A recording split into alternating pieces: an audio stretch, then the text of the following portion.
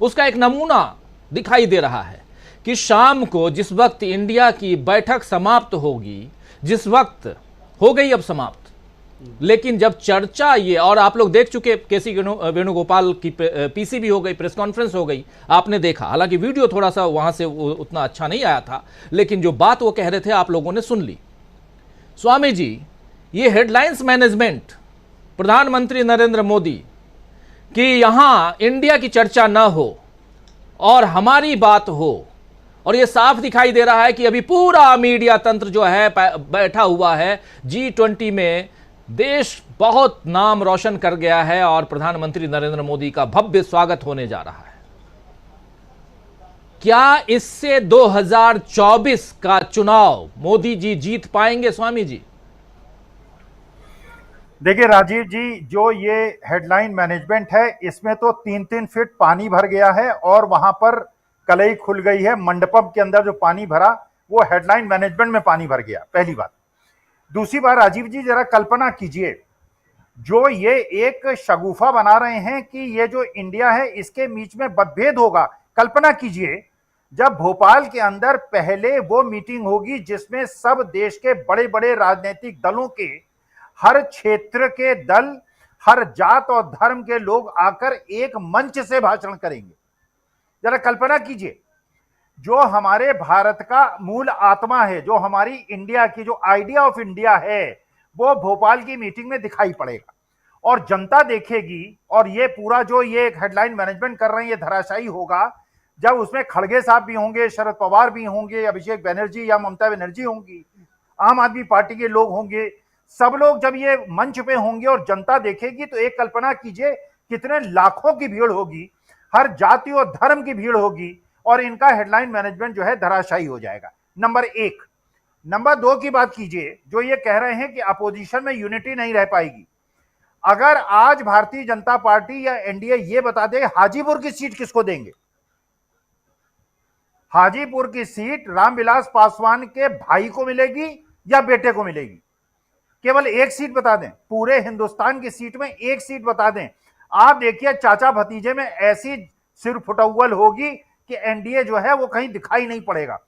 तो जो, और ये सौरभ भारद्वाज ने जो कहा, देखिए असली मुद्दा यह है कि जब सारे लोग इस कोऑर्डिनेशन कमेटी में हैं और कोऑर्डिनेशन इतने भली प्रकार से पूरे देश को दिखाई पड़ रहा है, तो और जब ये मंच पे खड़े होंगे और जनता को संबोधित करेंगे, तो ये पता चलेगा कि कौन कोऑर्डिनेटेड है और कौन डिसकोऑर्डिनेटेड है।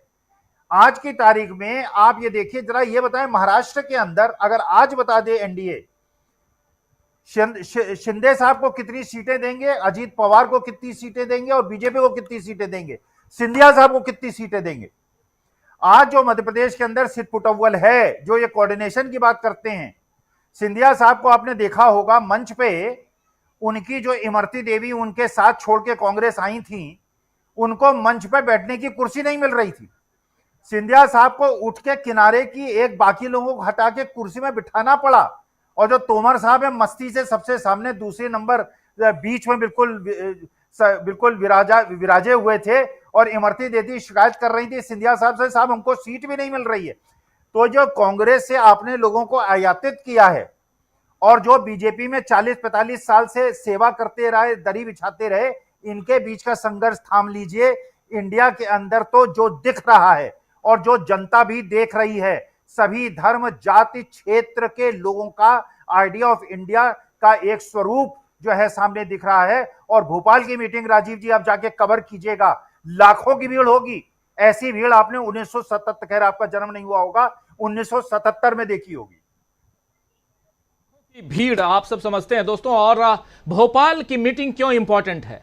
चुनाव है भोपाल में, आप जानते हैं, भोपाल में नहीं, मध्य प्रदेश। दूसरे लोगों की परिपाटी नहीं होती राजीव जी।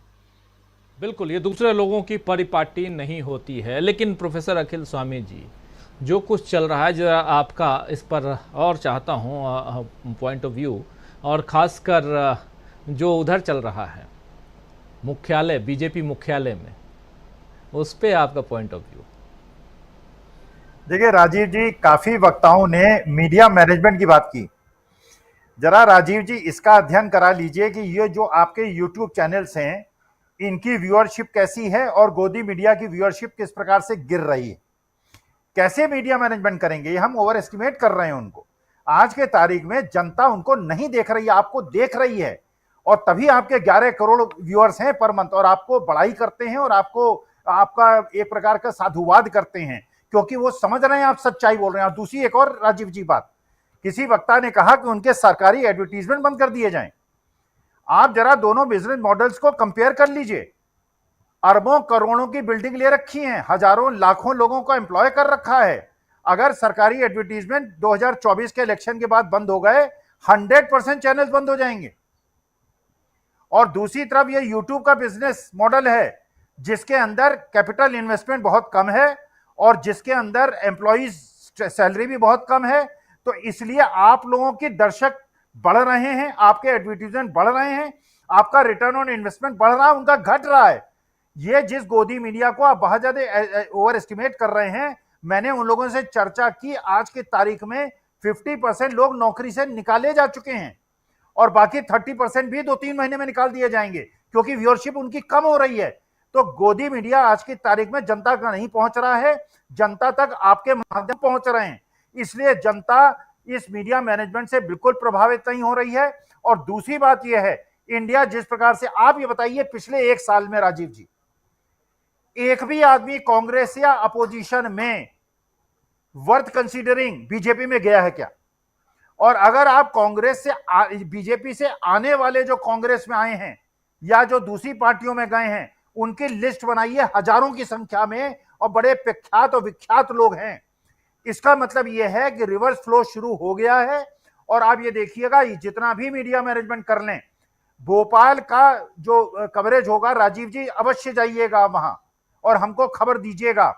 इतनी विशाल जनसभा, अभी से मैं कह रहा हूं एज ए प्रोफेसर, इतनी बड़ी जनसंख्या, इतनी बड़ी जनसभा सालों से लोगों ने नहीं देखी होगी जो भोपाल के अंदर होगी। और इंडिया की जो मीटिंग होगी उसमें लाखों, और जब राहुल गांधी की पदयात्रा शुरू होगी, पूरा समय बदल जाएगा। ये मीडिया मैनेजमेंट करते रहे, एडवर्टीजमेंट देते रहें, उनको पैसा देते रहें, लेकिन आप जनता तक संवाद जो है आपके चैनल, आपके जैसे चैनल पहुंचाएंगे।